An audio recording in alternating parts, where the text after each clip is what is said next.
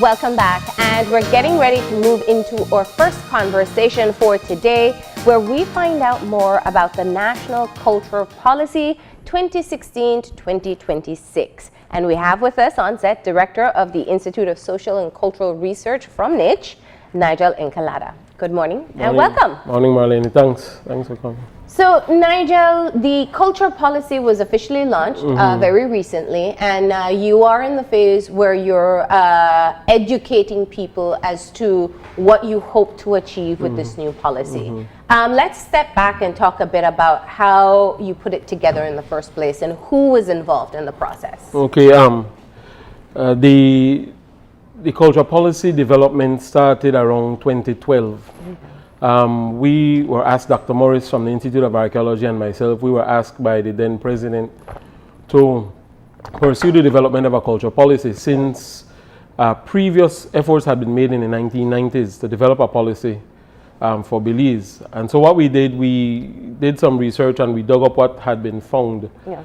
And we realized that one of the things that came out of that, we had a report, but not a policy. But one of the things that came out was, for example, after consultation for the establishment of NICH. So NICH came into existence, which is I think is a very good concept. And so what we did thereafter was to, along with our staffs, we started looking at the cultural landscape in Belize. So what is Belize like in terms of its population, its demographic? What are the features of how culture is treated in Belize? So we looked at music, festivals, the expressive arts, the teaching of Belizean history, the preservation and conservation of archaeological sites, the neglect of other historic locations and so on. Yeah. And so we developed a description of that. Then what we did was to look at other policies from around the world and then to see how they approach the development of cultural policies. And of course, countries have different sorts of dynamics and orientations and views about how they want to create social cohesion. So at the center of our policy is this idea of social cohesion. We consulted with UNESCO as well. They had, after we produced 3 drafts. The first draft was a working document which provided this description, and then we sent it out to our key stakeholders to review. Thereafter, we went into a round of consultations with our stakeholders, Garifuna Council, Creole councils, communities. So we held consultations all over the country, and based on a framework. So people told us, well, we need this, we don't like that, and so on. And so we put that together, created a synthesized document, and sent out a 3rd draft for review and feedback. And so by 2016, we had produced a final draft, which was launched.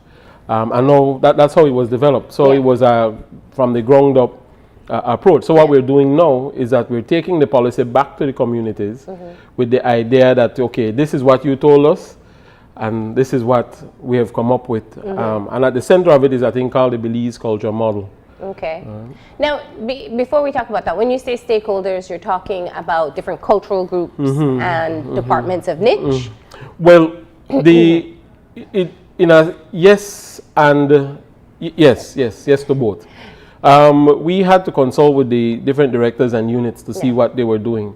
So part of a subset of the policy was the development of a strategic plan. Yeah.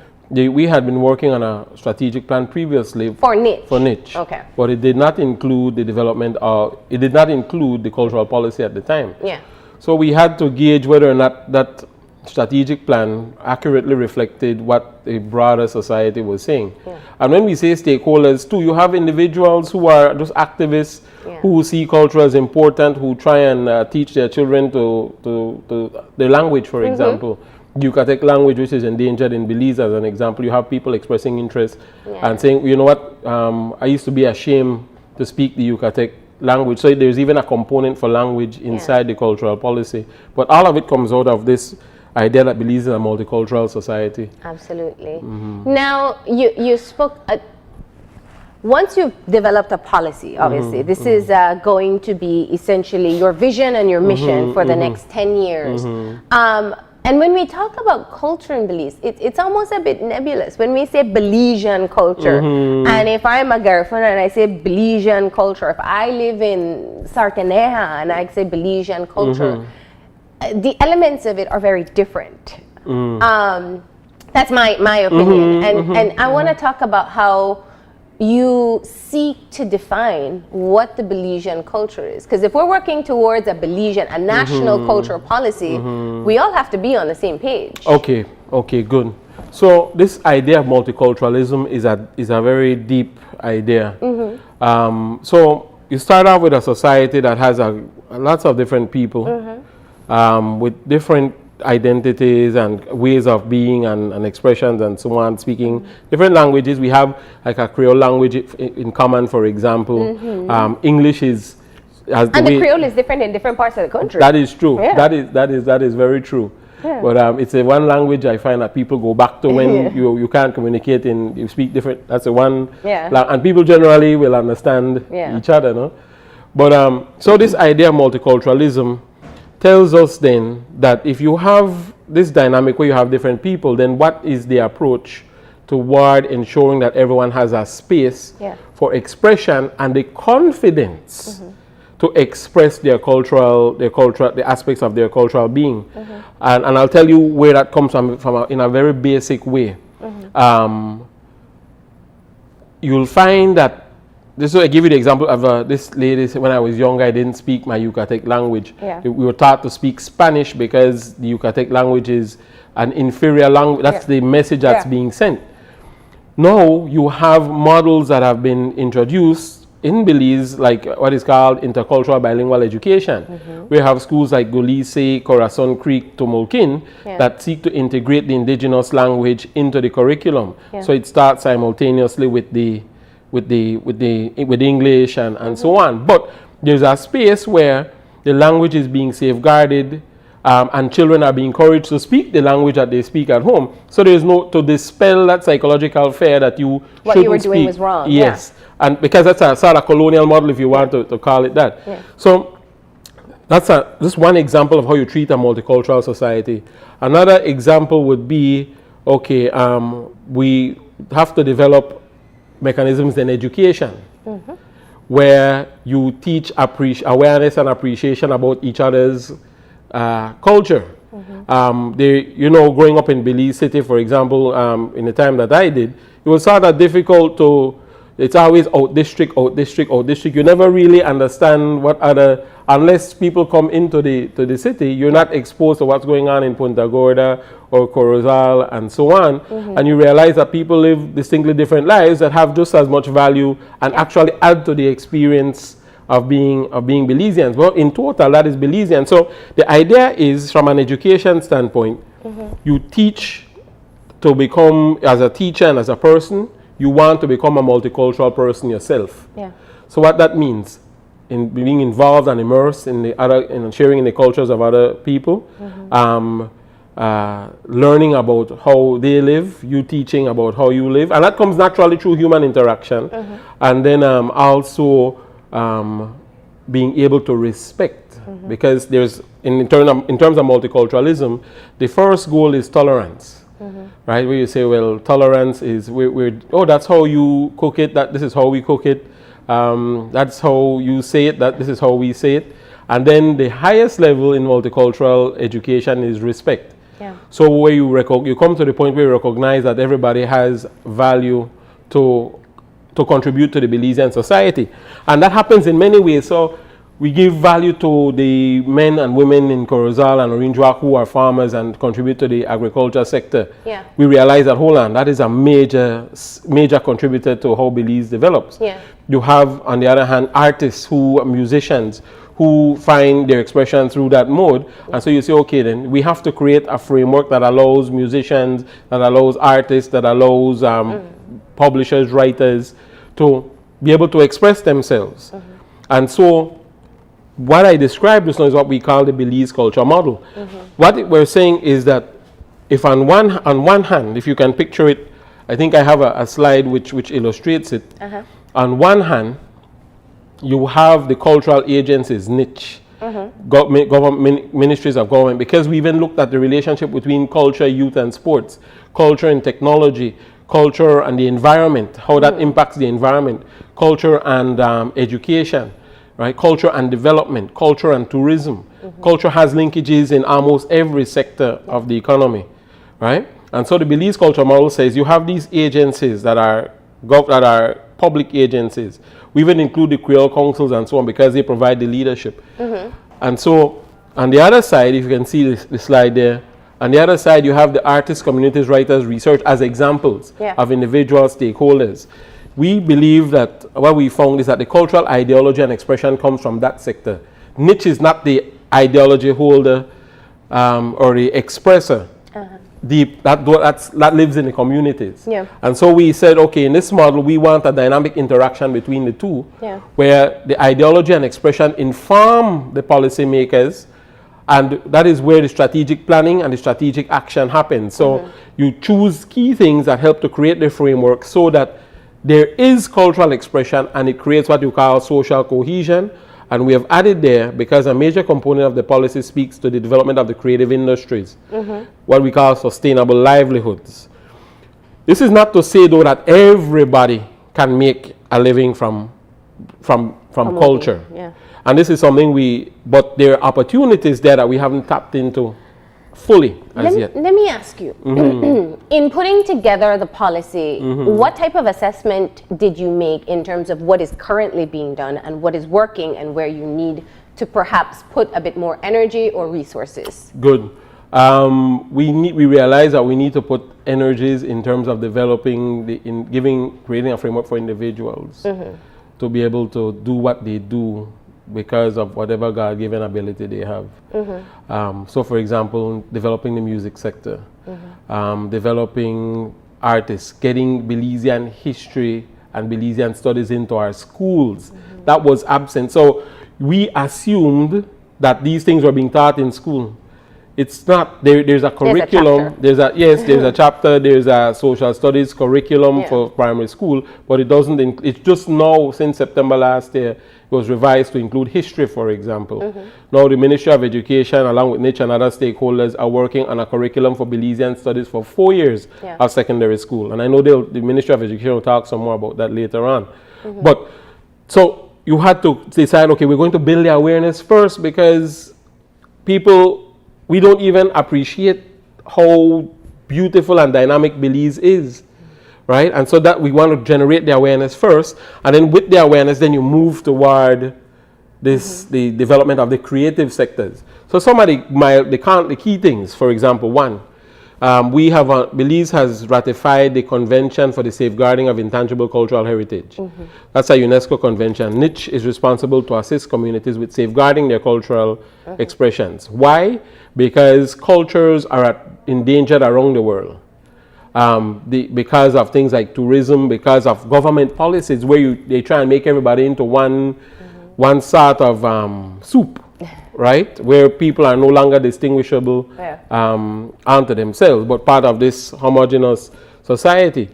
The other part of it is that we have also ratified the 2005 Convention for the Diversity of Cultural Expressions. That is that convention that deals with the creative sector, where you can tap into resources abroad, expertise, and financial resources to develop the creative sector in terms of legislation, funding for the arts, and so on. So those are some of the key things we have latched on to. You know, and I appreciate that you bring these out, because cultural expression, I think, is one that we don't look at the challenges that people may face in that area. I think when we talk about music, we have our icons, and these are people who, if we go back to Andy Palacios' example, where he was determined to maintain or preserve his own culture in his style of music, and was able to make he was able to make great strides in what he was doing. But I don't think a lot of people look at how long he had been drilling at this. That's true. That's true. We don't see very common, we have some notable Mayan persons who showcase their music, but it's not as widespread. Yeah. The marimba bands are taking up a bit more momentum at this point. Yes, but my point is this: if we are to reach a point where cultural expression is welcomed, is encouraged, there is a mental shift that has to take place. Your urban centers are moving towards that homogenous group. They are, we're very influenced by North America. That's where a lot of our interest lies. And the commercial centers as well have to be able to manage as well the needs of those who are in urban areas and the needs of those who are in rural areas. How do you see yourself through the policy being able to bridge that divide? Well, I wouldn't use the word divide. I would use the word, let's say, gap. All right, the traditional view is that culture is an elite thing. That's the thing we'll go sit at Bliss. I think we'll go sit down, you get dressed up. I don't know if communities in Dangriga or in Toledo are thinking that their culture is elitist. Especially in urban areas. What we are saying is that culture is everything. So what we're trying to do is to say in communities, because one of the approaches we have taken a community-based approach. Like, for example, ISCR, the Institute of Archaeology, in two of the institutions, the Museum of Belize. What we're starting to do now is to go into the communities to see what the communities need in terms of their cultural expression. So some want to set up small exhibits and museums. Some want to set up living museums. Some want to give tours of their communities. Some want research done on their communities. Some want support for their dance groups, and so on. So in a way, the thing to remember is not because it's not on TV doesn't mean that it doesn't exist. This is an important thing to remember, because there's a TV culture, yes, but culture is real, and it exists in every community, everywhere in the country. And so that, in a sense, is hard to capture. And the challenge for us is to assist communities with sustaining their cultural livelihoods where they are. That is people are more important. It's good to be on TV, and it appears to be part of the mainstream, and that is something we're starting to do, especially through the work of the Creole Council, the Garifuna councils, and so on.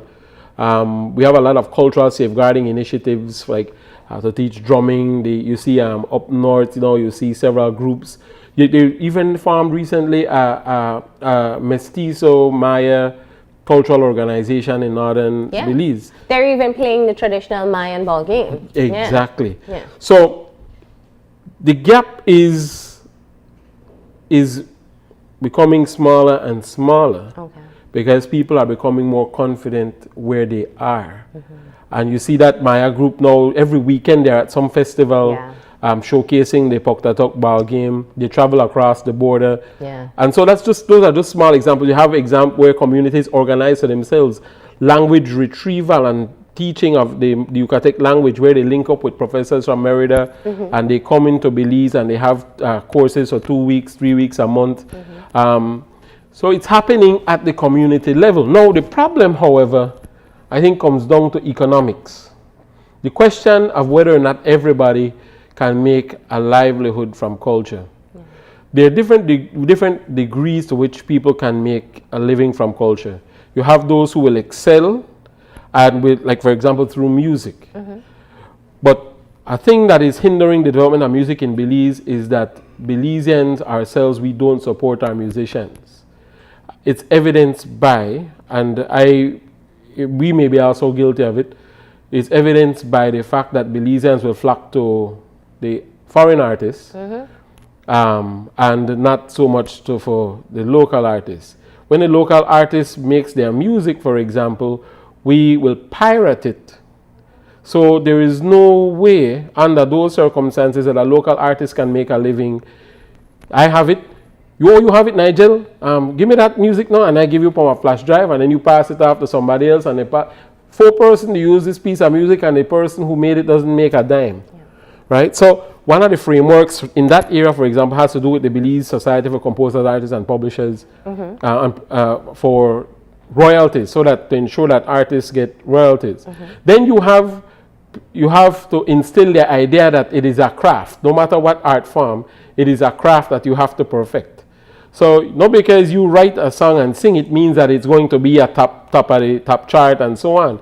You have to appeal to an audience. You have to know what genre you're dealing with, what are the intricate aspects of it and so on, right? And so the idea is there that not all people, not all persons can make. Some people can do craft and they have their main employment, for example, and you produce these, and then there's a push towards what is called a Belize brand, to brand the highest quality craft products in Belize. And once that seal is on it, then it says that it is the finest Belizean craft product that you can make. That's through Unique Belize. That's through Unique Belize. But again, to push people to the limit to where they perfect those skills. So those who do that best will be those who will make it. And then our institution, like how we have an obligation to provide training, capacity building, and these sorts of things in those areas. But I mean, if we separate just making money through culture, I hear what you're saying. But fundamentally, if you look at the tourism sector, one of the greatest appeals for this country is the cultural aspect, the multicultural aspect. And there are many people making money out of tourism. That's true. That is true. It is one of the things that the culture policy promotes, actually, to say, well, take advantage of the tourism sector. But at the same, they can tell you how culture is such a delicate thing. At the same time, while we promote that, we have to mitigate against the effects of tourism, because tourism can change a culture in a heartbeat. If you start bringing thousands of people into a Maya community, for example, where they're living traditionally and so on, before you know it, or a community in Southside Belize or anywhere, before you know it, we will start to wear the Lakers hat, the Lakers shirt. This is just natural. It's just natural for us. It's a part of the exchange, right? And what happens, we stop doing the things that make us who we are, and then all of a sudden, within a few years, you realize, but wait, we never used to do this thing like this. What happened? We would integrate, and we're not saying that people shouldn't have that choice, but it can certainly cause your culture to disappear, and all of a sudden you don't recognize what it is that you have. So let's talk about the different elements of the policy and where the it's a 10-year policy. It's to guide the work of niche for 10 years. What are going to be the priority areas? You can't be able to do everything within 10 years. Right. It guides the work of niche, but it's also intended to guide the work of all relevant ministries. Okay. So, for example, in the area of sports, develop programs for youth.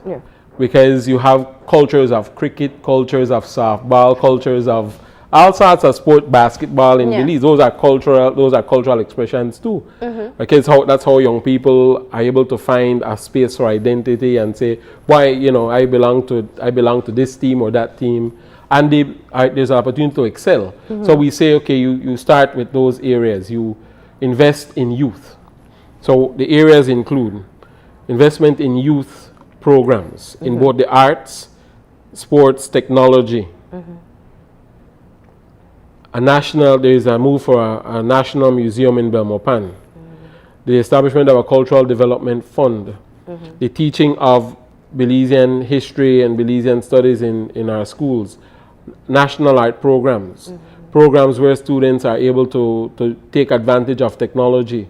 And because that's a major art form by itself and a creative sector that can be used for economic gain, all these apps and games that can be developed by young people. You saw the students at Belize High School, for example, the other day, developed the voting booth, the electronic voting booth, right? So those are the main markers. And then niche has an obligation, and under the Cultural Development Fund, I just said it in passing, but the Cultural Development Fund tells us that we have to create this funding mechanism that allows niche and the government to fund artists and so on, create the framework that they can sharpen those skills that they have. So those are the main markers within the cultural policy. Now, what about resources to be able to do this type of work? Yeah. Well, the main resource comes from what Niche's budget is. It is, I think it's about $8 million per year.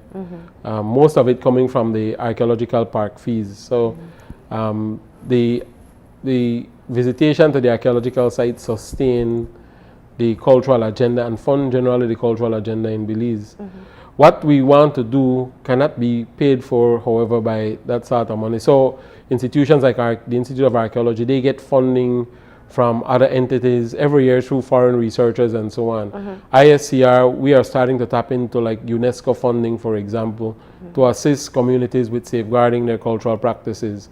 Because of the 2005 convention, in like the Institute of Creative Arts, they now have an obligation to learn that convention and then to tap into the funding that's available there, right? So those are the kinds of ways we will seek to fund these. And we're even talking about providing incentives for businessmen and women through legislation to support people who support the culture, support culture in Belize, so that there could be tax write-offs and these sorts of things for people who support the cultural agenda.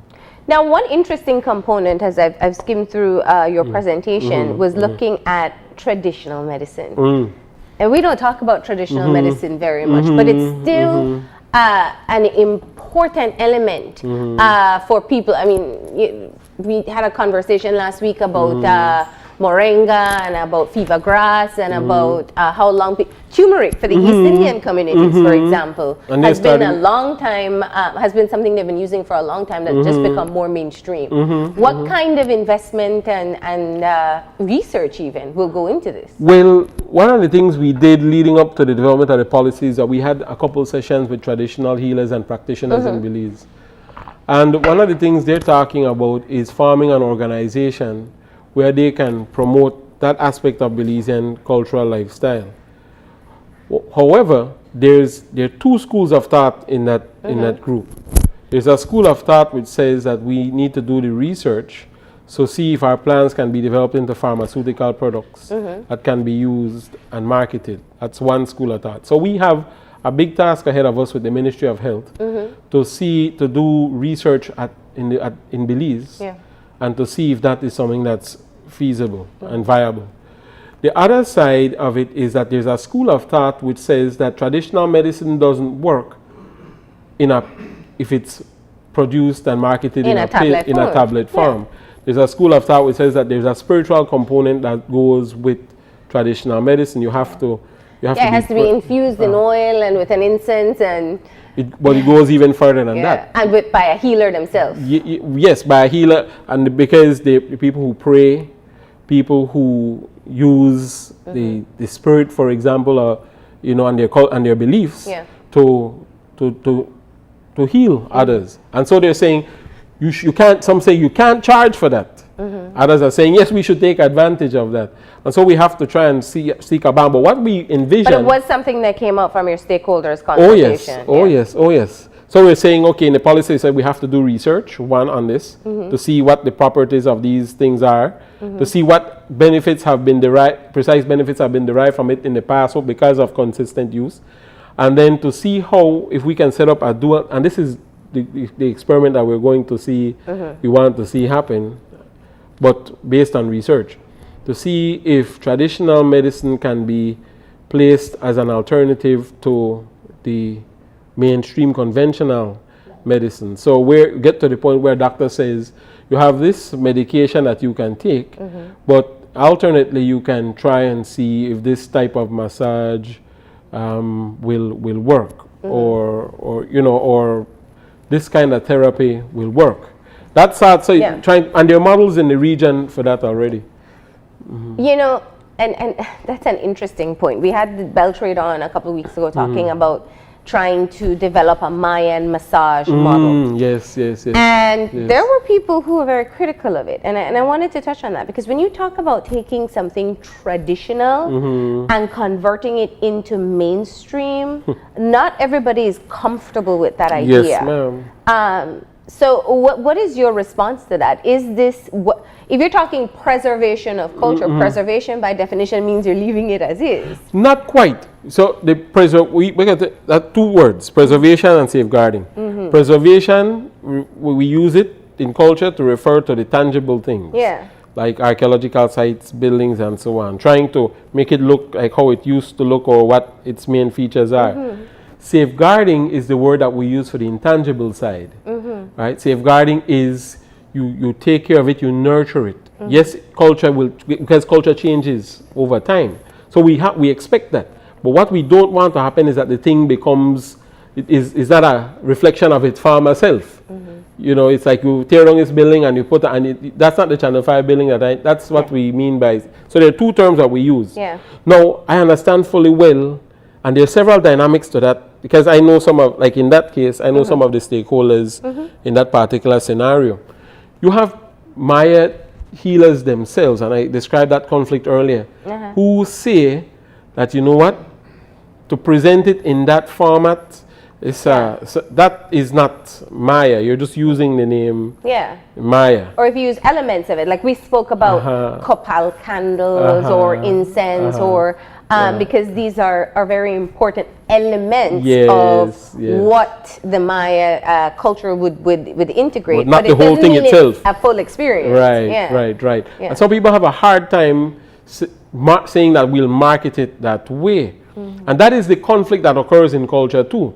Now, because of the, like for example, like bell trade and niche and so on, we are in trouble in the sense that we will say, okay, let's promote sustainable livelihoods and let's create packages and these sorts of things where people can take their traditional knowledge and transfer it into, and so there are some people and models that they can do that well. But I think the trick to it is promoting it where it exists rather than trying to package it. Right? I'm not saying that what bell trade is doing is not right. I'm just saying that wherever that happens, our thing is we're learning that you promote it in the form where it is. And then on the other end, we have an obligation to tell people that if you're going to do this, keep in mind that there can be an impact on how your cultural expression may change or not, depending on. So first, you have to be aware that you can be affected by a particular thing, right? And that's the delicate balance that we have to walk in. So it's not a simple and straightforward thing as an archaeological site. You go and you restore it. When you're dealing with people, there are many dynamics at work. Right? Let me touch on one. We're quickly running out of time, and I wanted to touch on one more thing because this has been part of the larger discussion as well, and that is the restoration of historic sites and landmarks. And as you pointed out, when it comes to the archaeology sites, the excavation of Mayan sites specifically, I think we have a very good understanding. We have a very good appreciation for that work. But when you talk about monuments or landmarks across the country, those that go back to our colonial history, what should and shouldn't be a part of the priorities at this time? People have different views. So how do you, or does the policy set out how these types of investments will be prioritized and which are most important in being able to safeguard or preserve the cultural history of Belize? Well, it does give priority. So what we did, we know that there is a Maya archaeology tradition in Belize that goes back 60 years in terms of the Department of Archaeology and now the Institute of Archaeology. But one of the things we realized that the colonial, what do you call, and I'm using not the colonial thought, but the colonial architecture that existed was rapidly deteriorating and buildings were being destroyed and so on. So we group that into, we call it tangible heritage. So we're saying now that we need to give those priority too. And reason being, one, it is an opportunity for tourism as well. So it's something that we can parlay into having a place where there is character, for example. You can retain some of the, but it doesn't mean that you're colonial, it just means that you're using the architecture. And then you combine that, for example, one of the models that we're playing with in terms of these structures, inside some of those buildings you have art galleries, you have music studios, you have places where craft and so on can be sold and produced by artists. So those are where we can directly interface with the tourism sector. But across the country, one of the things that informed that process was that at the same time we were developing the policy, there was a project undertaken by the Ministry of Tourism which did a survey of historic buildings that are older than 100 years or have some, and they logged about 1,000 structures. Across the country? Belize City. Belize City alone. Belize City alone. 1,000 structures because they had a similar type of architectural feature or varieties of architecture. So you have Dutch style architecture, Caribbean vernacular architecture, all of these things. The two highest cultural assets non-Maya in Belize would be the St. John's Cathedral and the government house. Those were given the highest rating. And so we realized, okay, you just destroy all of these things. Well, I was going to ask you, I mean, you said it was a Ministry of Tourism study, but we don't know what the status of these buildings are. I mean, we have seen some very dilapidated homes. Or even sites. I mean, I go back to, we once did a show live from the vaults at Caesar Ridge with Dr. Awe. And, you know, it was fascinating to think that this exists in the middle of our city, and a lot of people don't know. Or if we talk about Liberty House, which is Liberty Hall, sorry, when we have conversations with the Creole Council or Creole, and what that building means to that particular group. Let me tell you, so the Heritage Preservation Bill, for example, is a start on that. The principle that you want to safeguard these structures based on research as well. We know about some of them that are key markers, the Yarborough Cemetery, Liberty Hall, Swing Bridge, the vaults. So you have key markers, Ibotong. So one of the things we're doing right now, we have now put in what we call a community heritage officer. And we have already begun doing research on these structures. So you say, okay, here's the historical evidence for this. And then we will, just in the same way you designate archaeological sites as reserves, we will designate now historic sites where within the city. So three of that I can think of right away will be Ibotong, which is no longer the barracks where the enslaved Africans had lived. That is no longer there, but the space is still there. So that will be designated. The Yarborough Cemetery will be designated. And of course, the ones that already enjoy some protection because of their ownership, the government house and the St. John's Cathedral. Liberty Hall, I know, is something that we've been thinking about for some time. But there's some issues with Liberty Hall that we can't get around quite as yet. But I'm pretty sure that the idea is once a bill comes into that there is a push to safeguard, to preserve these structures. Right? Now, Nigel, before we close off, there's one issue I want us to talk about, just because I think we even hear it in the tone of the conversation. Culture is so sensitive in this country, and I feel like it's becoming even more so. We have seen very recently divides between Garifuna and Creole societies resurge. We have and continue to hear oftentimes where indigenous communities often feel that they are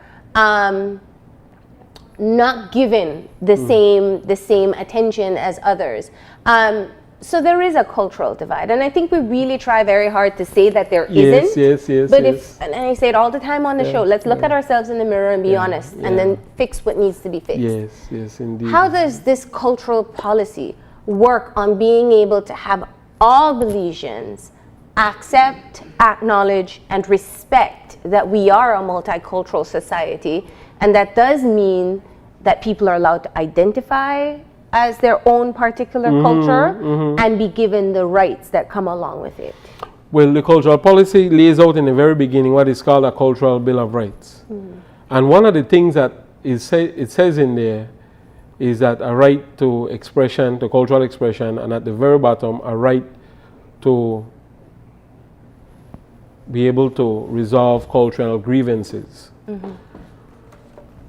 The things that you described have always existed. They've always we know the historical reasons for it. But we believe that by creating educational content that can be used in the schools across the country, that will be the first step toward creating the awareness, one. And one of the things that we are pushing strongly is for the populating of the Belizean airwaves. This is why we had the session with the media a couple weeks ago. Populating the Belizean airwaves with Belizean content from all cultural groups and sectors. Because we recognize that while, I remember I told you earlier, that not because it doesn't happen on TV, it's not happening, but at the same time, the other side of the coin is, if it happens on TV, it also gives it some legitimacy. Television does that. Well, it does allow for exposure. I can tell you, 10 years ago before the show, I didn't know of many of the different groups and many of the work that they were doing, because if you work in isolation within your community and nothing is wrong with that, it doesn't mean that everybody is aware as to what's taking place. Exactly. So we want to, for example, one of the things we found, I think the legislation in terms of the broadcasting says like 4% Belizean content or something like that. We're saying, hold on, this should be 90% Belizean content. When you were listening to the radio, you should be hearing Belizean music. There's more than enough Belizean music. Our ads and so on that we produce should be Belizean generated.